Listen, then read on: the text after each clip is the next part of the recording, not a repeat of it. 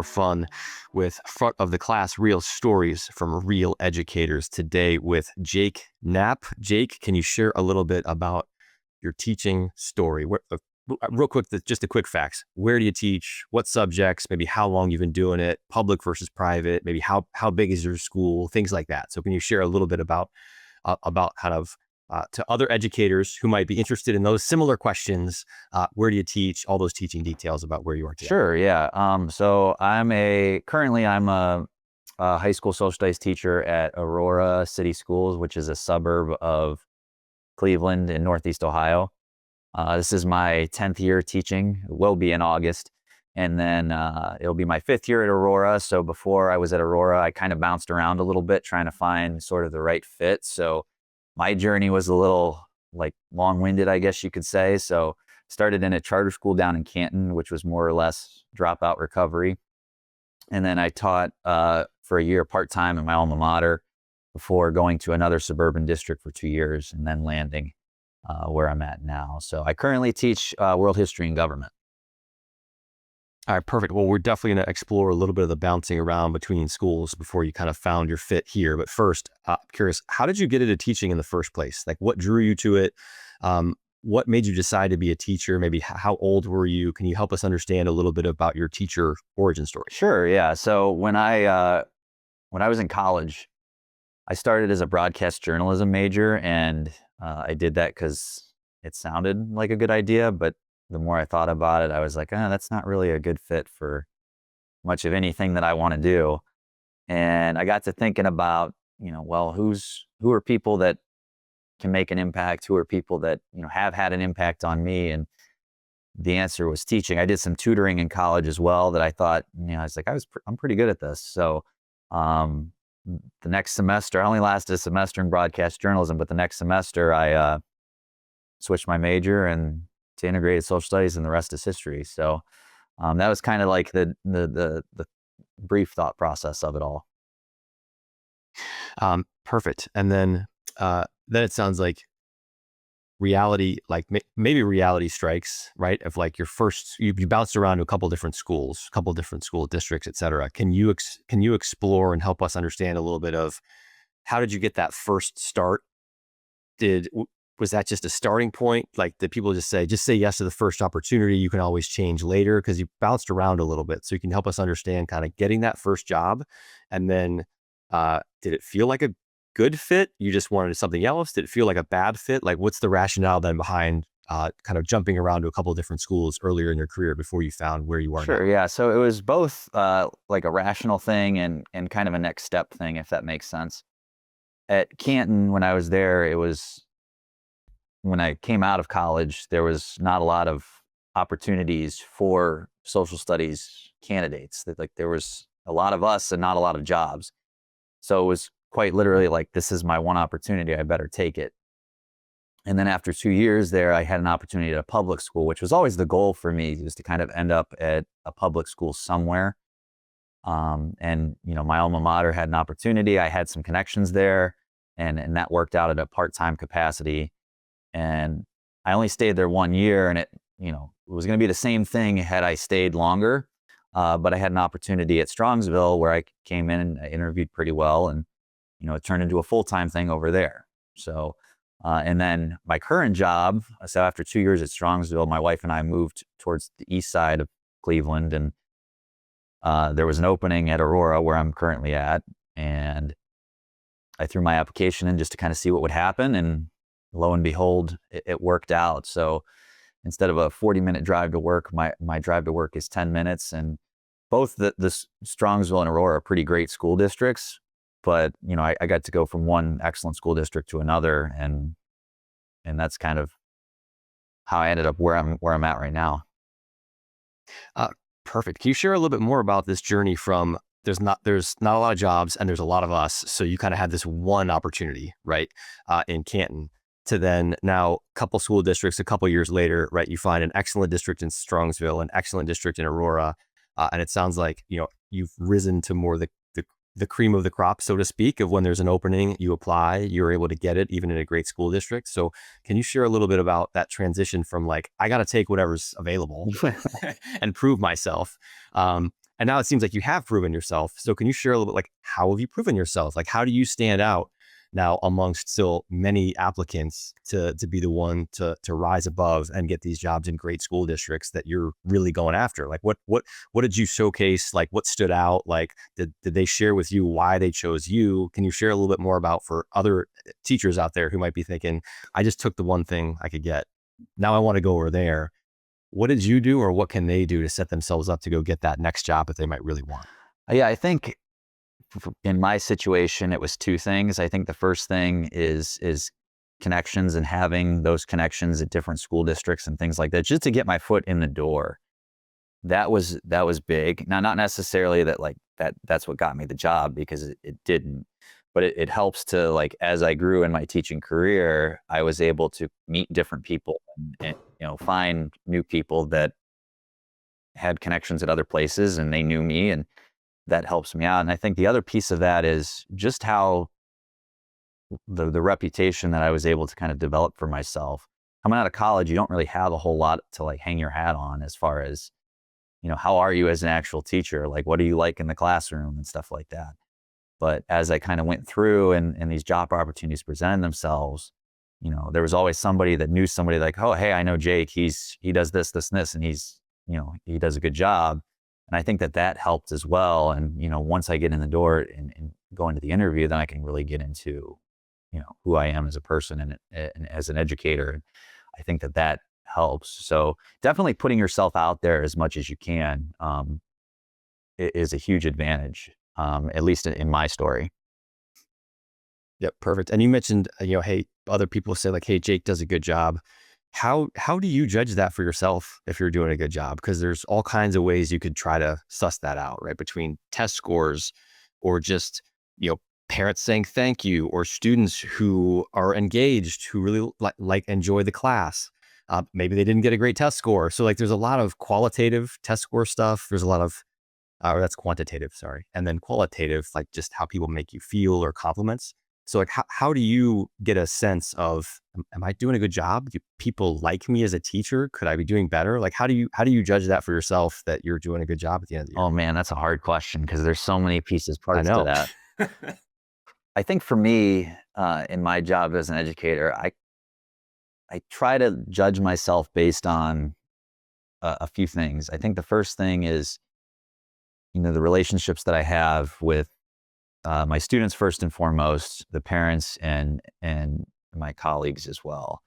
And I think that's the biggest thing. I think the other thing that I kind of judge, at least the day to day stuff on, is how am I, rationalizing what I'm doing? Am I doing it to get through the day, or do I have a sound reason behind, what I'm doing, and how I'm doing it?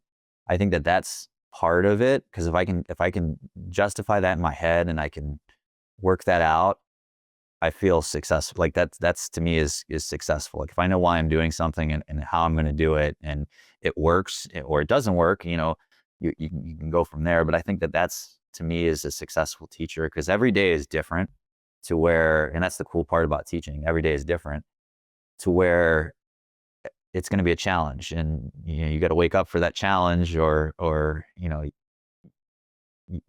do just an okay job, then that's fine. But to really do a good job, you have to be able to kind of think through those things. I think the last thing too, And like, on that. what Oh, go no, ahead, go go ahead. ahead, go ahead. I think the last thing too is definitely, like, where I'm at right now is test scores a little bit, but that all goes back to, how am I treating my students? How am I, working with my colleagues and things like that? Like, that all takes care of itself on the back end to me. Yep, perfect. And this concept of, can I rationalize what I'm doing and why? What's the reason behind maybe why I'm teaching this lesson this way? Can you maybe share any specifics about that? Any lessons that maybe you've transitioned from, oh, I'm just teaching this because I have to, I'm going to teach it this way. Here's why. Here's what I'm really trying to convey. Here's why that should matter. Can you share any recent examples of kind of how you bring that to life? Sure. Yeah. So I think, for me, being a social studies teacher, I have an opportunity to kind of really show kids what's relevant in their lives as far as, so like I'm teaching government and world history right now. So for government, that's an easy one. Um, where, you can pull up the newspaper and kind of, pull that out and go from there. Um, and then for world history, it's kind of the same thing. You get the same lessons there. So I think in terms of, how to get there, it really comes with a little bit of experience. And again, kind of knowing, you know, different methods and different practices of doing it. I think I've kind of developed that over my teaching career in terms of just being a learner, like just being able to take stuff and, hey, I'm going to try that tomorrow, or I'm going to try that next week, or something like that. I think that's a big part of it. Um, so it's not so much, oh, we're going to read the textbook today. It's, well, no, we're going to look at this thing that's happening in real life. Then we're going to have a discussion on it. And then we're going to do, X, Y, and Z to kind of get there. So I don't know if that quite answers the question, but, I think, Yeah, I mean, let's dig, like, what's an example of maybe something you looked at from the newspaper and like, we're going to talk about this. And here's what we hope to convey or learn, or maybe how that strengthens. Like, we learned in the textbook that it's supposed to read, this is the rule, or this is what the founders thought, but like, here's what's really happening. Like, how do we convey these? So any actual real world examples where you thought, this is a crazy news headline, I'm going to bring this into class tomorrow and we'll have a discussion about sure, it, yeah. and what So happened? yeah, towards the end of the year, this school year, there's a court case going on right now that has a lot to do with like birthright citizenship and the 14th Amendment. Um, and we were done with testing and things too, but it could have easily just as easily fit into the regular curriculum. But we looked at, that court case and what the 14th Amendment said and what the kids think. And then what we did was we took a couple of like opinion-based articles and, I had the kids look at them and they had to come up with a claim of their own with some evidence and some reasoning as to why, well, what side are you on in this story, for birthright citizenship for children of illegal immigrants. And it kind of brought it to life as far as, and it really kind of gets kids to think through like, well, wait a second, do I really believe what I think I believe? Because they're still trying to figure that out, especially as a teenager.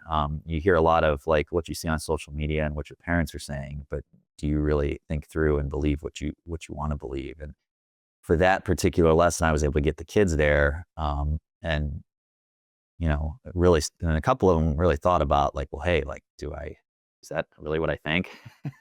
So that was kind of cool to see. So Yeah, always fascinating when you dig into the next layer of questioning, and why, and right. why, or how would that work? Because it's so easy to not go there. Mm, And then when you have to go there, it can be a little uncomfortable. It can also be really fun because you're actually thinking through, like, I remember in high school, like, going through similar stuff of like John D. Rockefeller and, the rebates with railroads, but he was also more efficient. So like, why shouldn't his cost be lower? Because he was providing a much easier way of loading and unloading all the cargo and standardizing it all. So it was more efficient. So why shouldn't he get better rates? And it was like, hey, let's debate this, class. Like, should the biggest behemoth get lower rate? Isn't that no different than just going to Walmart and buying the 18 pack versus the 1 pack at the convenience store? Don't we get better rates when we buy in bulk also? And there's just these interesting nuances that you can have. And we start to ask, well, why should that be? Especially when you as the teacher don't come from, I'm not actually not trying to point you in any direction. I'm just asking, like, well, why do you think that? Well, how does it work in this context? And it's just a fascinating conversation you can have where you open up genuine curiosity when you just ask why a couple right. And I times. think that's where the learning happens. Cause I mean, in your example, like, yeah, like if you know John D. Rockefeller and this stuff, you'll be fine for the test. But, I think where the real thinking and the learning happens is in those conversations. So I think anytime you can create an environment where that happens, and it's not an easy thing to do all the time. Like, sometimes it's hard, but when you can create those conditions, it's ideal. Yeah. You mentioned earlier that first 6 months broadcast journalism, and then this is maybe not what I want to do. And so, who has had an impact on me in my life, and what kind of impact do I want to have? And you mentioned teachers had a large impact on your life to that point. Can you share? And obviously, that was in college. That might have been, you've been teaching now for 10 years. That might have been 15 years ago. So there's much more context since Mm. then. but can you share any educators who particularly just do a great job, who you emulate? And what about them is it that you're like, ooh, I like the way they do that. I want to do more of it like they do. So can you share any teachers who you really emulate or appreciate? And what is it about them that you think they do so well, from either when you were in high school or maybe even teachers you've worked with or are working with now? Mm. Yeah, I mean, so I got a couple in particular, but like I was fortunate to go to a school where you had a lot of teachers that were on the same page as far as building relationships with kids and making them feel like they mattered. So for me, I think the biggest one though was probably my seventh grade social studies teacher. And I don't know if I necessarily try to emulate him, but he did a great job of building relationships with kids and maintaining a high level of like very high level of expectation for his students. And, seventh grade me, walking in the first day, like you were deathly afraid of him, but by the end, you kind of figured him out and stuff like that. And, uh, so to me, I think what sticks with me is him for the most part. And we'll still talk occasionally.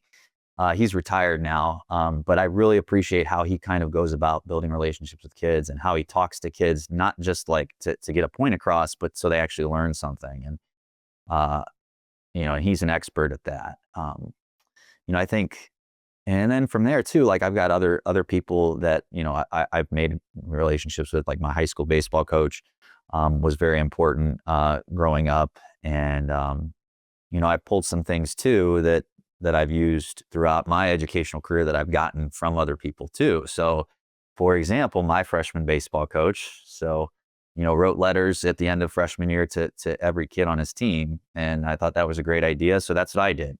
Just stuff like that. I think is really kind of like what made me want to become a teacher. Just the fact that you felt cared for and appreciated in some type of way by another person is meaningful, and that kind of to me adds value as opposed to maybe sticking with broadcast journalism or finding another career path.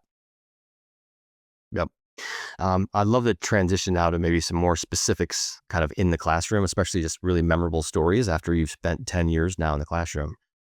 Do you have any coolest moments, proudest moments in your teaching career so far? Something that maybe you did or that the students did or something happened that just made you smile, and that as you look forward to when you're 80 years old, you'll probably still be smiling over that moment. So any proudest moments from the classroom in your 10 years teaching?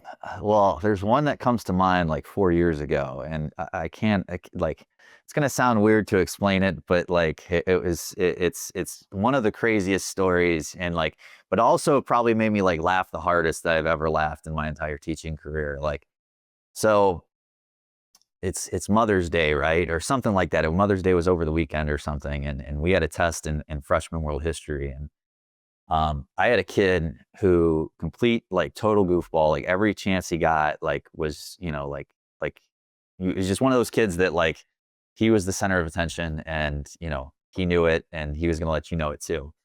But him and I, So we had a we've pretty got good the class relation. we've got the class Yes, clown we've got the exactly. class clown Yep. scenario, and he's actually very good at Yes, it. Okay. yeah, he is very good at it. Um, it was I had him third period, and we had a test that day in world history. And my second period class, they're like, "Oh, watch out for so and so. He's," and I was like, I was like, "Okay, like, watch out. What do you mean?" And I was like, "All right, he must be in a bad mood today, or whatever. I don't know. Like, it is what it is." So third period rolls around, and bell rings, and I start passing out the test, and he's not there, and it's like, all right, whatever. Like I'm going through doing what I'm doing, and like I said, Mother's Day happened like over the weekend or something like that, and you know, about 5 minutes go by. I explain the test, I passed it out, and like I'm mid passing it out, and like he walks in with like an 11 by 17 sheet of paper with dandelions, like that he went and picked during his second period study hall on the paper, and it said like "Happy Mother's Day, Mr. Knapp." Like, so I don't know like what the thought process was like behind all of that. And he had like, like the wedding music going on and like on his phone in his pocket. It's like, dude, what are you doing? So, needless to say, he put that up on my cupboard in my room, and that's where it stayed for the rest of the year. And So, but I don't know. I think that, like, not only is that like, a weird thing for a kid to do because it's super weird, but it was also pretty funny. And but I think to me, like that kind of shows, like if a kid's willing to do that, like, as weird as it is, I don't know, like, yeah, I think that that's a level of like, hey, like I've won that kid over. So Mm. Yeah, he's not gonna do that if he's fearful of the teacher or doesn't like the teacher. Especially, it sounds like it was done in a fun, like endearing, like enjoyable, respectful yeah, manner. Like he's not gonna do that for just yeah. anybody. And explaining the story, it sounds weird and crazy as hell, but it was really funny at the time. So Yep, yep. And any particularly tough times in your career? Anything that was just, man, really like it's more than just a bad day, right? Maybe it's a bad week, bad month. Maybe you're questioning like, am I even in the right place? Am I doing the right thing? Like, so any tough times in your career that you've experienced? What happened? And obviously, you've continued on. You're doing this for 10 years. So how do you bounce back when those tough moments happen? Because no doubt they do. yeah, so I think for me, I think the toughest time that I had as a teacher was for sure my first 3 years. So being down in Canton, that was a tough crowd to work with. Not that they all weren't there, and we had some very good kids there, but that was tough just on the day to day of attendance and things like that. And then my first year in like a real classroom at Kent, my alma mater, was also a tough like learning experience too because I just didn't have the background, and I think that translated into a lot of tough days, tough weeks, quite a bit to where it's like, do I even really want to do this? But I think what got me out of that, and I think what gets people out of that is how you approach the situation, right? So, for me, like, I could teach the worst lesson in the world and, you still have kids like excited to see you the next day. Even if it's one or two, like that's a win, so it's all in how you approach it. And I think that, I've learned to kind of like, hey, we're gonna learn from this and get better. I think that that's a big thing, because it's easy to in teaching, it's really easy to be like, oh, the sky is falling, so like you teach a bad lesson, or you've got all these papers to grade, or you got a parent that's mad at you. But you know for every situation you have like that, you've got just as many, if not more, that are to the totally opposite. And is there anything that you've done in your teaching career pretty consistently that seems to work really well for you? And maybe you're surprised more teachers don't do that thing or those things that you do. Again, maybe it's taking something in the newspaper and just taking current events and applying them to the classroom, right? Just to make up something that we've heard that you do earlier. But anything that you do consistently in the classroom that others don't do, and you're surprised they don't because they seem to work really well for you. Um, so I don't want to speak like for all teachers here, obviously, but like there are some things that I think that I do that are a little bit different. In my classroom, I try to put a big focus, or at least as much as I can, on being student centered as possible. So instead of, hey, like I'm going to lecture at you for 20 minutes, here you go. I'll try to put it back on the kids quite a bit in terms of how I'm delivering the content, or how they're learning it, or how they're showing that they know it. I try to do quite a bit of that, and I think that helps in terms of like getting the kids to own the class and ultimately wanting to be there, right? So, and like I said, I teach world history and government, so like that class can be either be as fun or as boring as you make it. So that's one thing that I think, like, at least in my experience, like, like I still think teachers kind of hang their hat on lecturing a little bit, and not saying that lecturing you shouldn't do or you can't do. And I think there's a time and place for everything, but uh, I think that that's one thing that I think that I do a little bit differently for me, that I kind of have found a little bit more rewarding, because kids do take ownership of, what what they're in charge of, basically. And, if you can make it fun for them, that's a plus too. And I think that helps do it. I think the other thing too, that I think that I do that is a small thing every day, is like I'm at the door greeting kids, like every day, like in between classes and stuff like that. And, you always say, hey, call them by their name. And, I think that makes them feel seen. And that's, I think, another thing that, like, as teachers, we're very busy and we overlook a lot, but the little things add up. So Yep.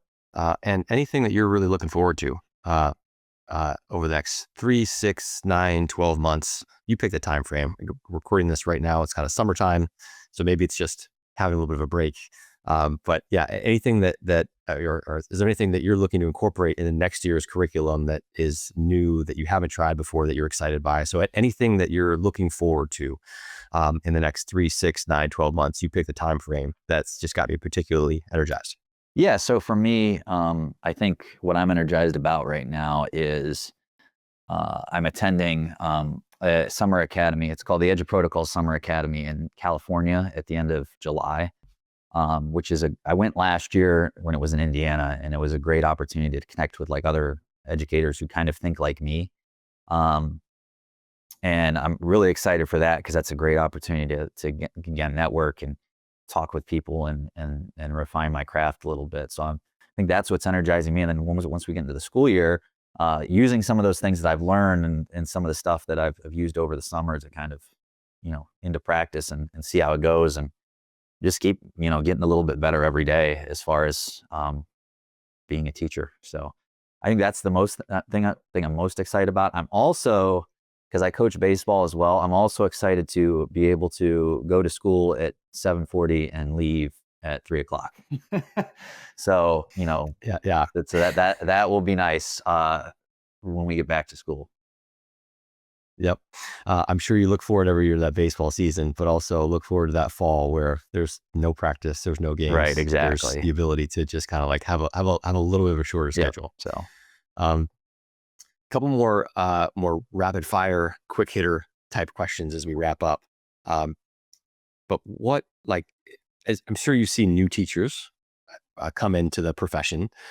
What do you share with them as the number one piece of advice, right? If there's a new teacher coming in a couple months when you start a new school year, and they're asking, Mr. Knapp, 10 years, you seem to be doing this thing really well. What should I do this first year, or these first month, or these first 3 months? Like, what's the number one piece of advice you give to one of those teachers who's aspiring to really take this profession by the horns in their first year, or first month, or first week? What would you give? What advice would you give to that new teacher? I my advice for them would be, number one, do what's best for kids, and I think as long as you can do that, you're going to be fine. I think the second thing is, don't expect it to be perfect. There's stuff that even I do now that's not anywhere close.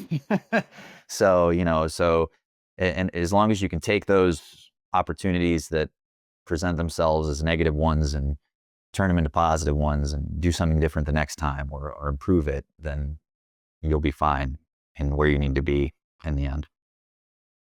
Yep. Give yourself a little grace. Um, how do you set the tone on day one with a new class, both with the students? Maybe how do you approach those first 5 minutes or the first day, and how do you also approach a new class here with the parents, and kind of setting the tone of with both the students and the parents of your expectations, how you run your class, what you're looking for from them. Like, how do you set that tone at the beginning of the school year with the students and the parents? Sure. So for the kids, I'm always at the door, like, again, making sure I'm seen, like, and stuff like that. So that's how I start every class. And I think the first day is mostly getting to know kids. I don't typically like to go into, like, the syllabus and, all that junk until the second or the third day sometimes, just depending on, what my schedule constraints are.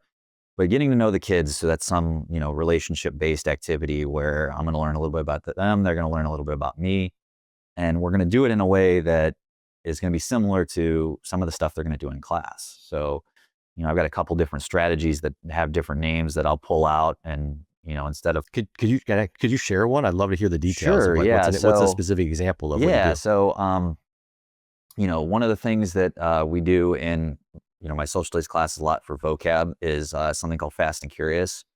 So you'll play a Gim Kit, which is like a gamified, trivia thing. Um, you'll play it for 3 minutes, and then what happens in the meantime is, like, we'll pull out the four most missed topics or terms, and then I'll mini teach them, and then we'll play it again.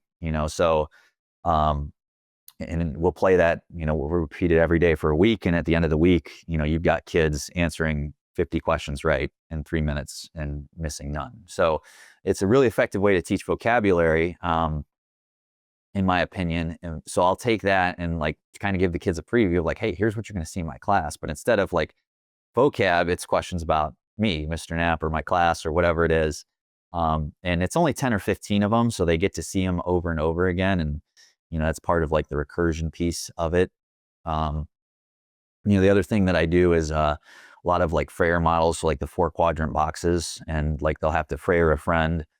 So there'll be like 4 questions on it. They'll, find a friend and do that. And then, between the two of them, they have to find a commonality, like, so something that they have in common. And then I have the kids talking a lot as well in class. So we'll get into like the presentation piece normally on day 2 of, okay, like you found that commonality. Now I want you to create a presentation on it. But the catch is it has to be the worst presentation ever. So there's a video I show like from some comedian of like, here's all the things you don't do in a slideshow presentation. And they have to make the worst presentation on, whatever they had in common. So whether that's cars, cooking, sports, whatever, like, so, but that just like, to me, that kind of sets the tone of like, hey, here's what you're going to expect in this class. Like you're going to be asked to do this fast and curious thing every day. Like you're going to be asked to like, talk and collaborate with friends, and then you're going to have to share that stuff out. So, if I can find a non-threatening way to kind of preview that, which I think that's the goal, um, you know, uh, that's kind of how I set it up to begin with. So, I like that, especially the worst presentation of all time, because so many kids, I mean, people in general. I mean, what's the stat that like public speaking is like the number mhm, one fear that people have in all of life? No different than in high school or junior high. right. And they So get fired it up takes for the that edge too. off. They're You're like, just like, wait, this has to be really, I really bet. bad. Like, yeah, make it terrible. Yeah, Like, oh yes, let's go. Like, I can do this. Like, yeah. So it's yeah. always And funny what to a see way what to they come up with too. Like you get some kids that just like I tell them like, you have to like there's 7 rules or something like that. They have to break 1 rule per slide in their presentation. And then you got some joker who makes like an 87 slide presentation that's like, all right, you're done. So, but it's a good way to kind of, get the personalities to come out a little bit and stuff like that before kind of diving into the actual content of the class. perfect. And real quick, could you restate that trivia game again, real quick? And is that something that you made? Is that something other teachers can find? So what's the name, real quick, and where can they find it? It's called Fast and Curious. So it's an Edge protocol. So it's not anything that I came up with at all. But that's where you would find it if you type in Fast and Curious Edge protocols. It'll Perfect. come right up and how to do it and stuff like that.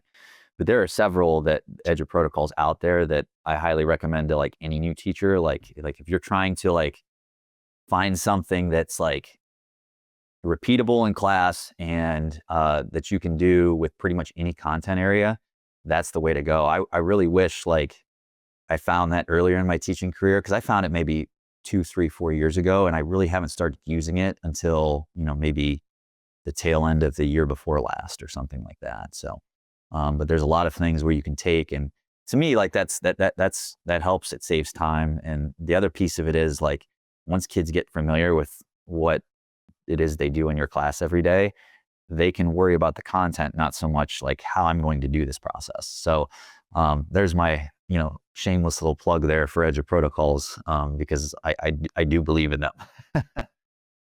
Yep. Awesome. And did you get your master's? And if so, when in your teaching journey did you decide to go pursue that? And what did that unlock for you? So I decided to get into the game a little bit late. Like I had all my friends telling me like, oh, you got to go get your master's now. I actually just got mine right before the baseball season started this past February. So I would recommend getting it earlier. And I think for me, like I went through the American College of Education, and you know, uh, personal experience with the whole program aside, I think professionally, the positive thing there is, it reminds you a lot of, the stuff that you forget as a teacher, like that you should be doing. So that to me was a positive experience in that regard. Perfect. And then anything that unlocked for you, right? More pay, the opportunity to go to, if you want to go into administration later, or just for you. But why, like, if you're already 10 years in, why pursue it? So what was the purpose behind doing it now? What did you gain out of that? So in Ohio, you have to get continuing education anyways to renew your license. So that was part of it for me. Like, why now? Like, I was getting close to the end of my 5-year license and I had to do something, but also, more pay as well. Like that's obviously a pretty high incentive um, as far as that goes. I did mine in curriculum and instruction because for me, I don't really have any aspirations to be an administrator really at all. Um, but I do want to, like, again, it goes back to knowing what you do and why. I want to be the best in my craft, and I think that that's how you do it. And I think the only way that you get better at that is if you keep revisiting those things. So, Yep. What to you is the number one single best thing about this profession, education? I think the relationships you build with kids, I think that that's the coolest part. And every day is something different. Like every day is a different challenge. Every day is a different, you know, different vibe. So that's also a cool part, right? As opposed to, maybe, I don't know, coming into the office every day and looking at the same spreadsheet or something like that. I don't know what office people do, but, um, but that to me is the coolest part. And I think, um, yeah, so, And what's the single hardest or worst thing about this profession? Or if you could just point a magic wand at one aspect and immediately it can change for the better overnight, where would you point that magic wand? um, oh, I can point in a lot of places. To me, so I think for me, like personally in my job, like the single worst part is probably the part that I hate the most is grading. That comes with the territory and stuff like that. I think that feedback is important and everything, but just the tediousness of that sometimes can be a little time consuming. I think too, like, uh, sometimes like in the job too, like one bad thing comes after another. I think that can be a little tough sometimes, especially early on in your career. Um, like that can be sometimes hard to manage a little bit. Um, and I think more broadly, like if I had to point the magic wand at one place to like go away would be high stakes testing. But that's just me. That's Mm, just me. It's part of the job. But if you gave me a magic wand, that's what I would do with it. yep. And how, if at all, are you and your school embracing or not embracing AI kind of in the classroom for the students to use? And what are you seeing in terms of maybe trends in students, I don't know, attention span, et cetera? So how, if at all, are you and the school embracing AI, and how is that changing the education experience in your view in the last 1 to 2 years? So yeah, so finding ways to make it approachable for kids to use in a productive capacity. So, in terms of feedback and creativity. So with the AI trend and the superhero trend, I had the kids take Cold War leaders and make them into action figures based on 3 historic events that they were a part of. So, in terms of bringing AI into the classroom, I think that you know we as educators have to think about how we're presenting our lessons and how can we use it as a tool to help kids then use AI, because it's not going away. Like, especially for kids, it's not going anywhere. So kids have to be able to use it, and we can't pretend like it's not there. Perfect. And one more question, Jake. Any last words of wisdom, uh, things that you want to share that maybe we just haven't explored yet, or anything that we have explored, but maybe it's just like you just want to make sure you double, underline, highlight because it's just that important. So you want to make sure you say that again. So any last or repeated words of wisdom? So I think last words, couple things. I think the first thing, kind of rehashing what we've already talked about, make it about the kids. And if you're doing what's best for kids, you're doing what you're supposed to be doing as a teacher. I think the second thing is, not every day is going to be perfect. Like there's going to be mistakes. There's going to be stuff that you have to do over and stuff like that. And I think being okay with that matters.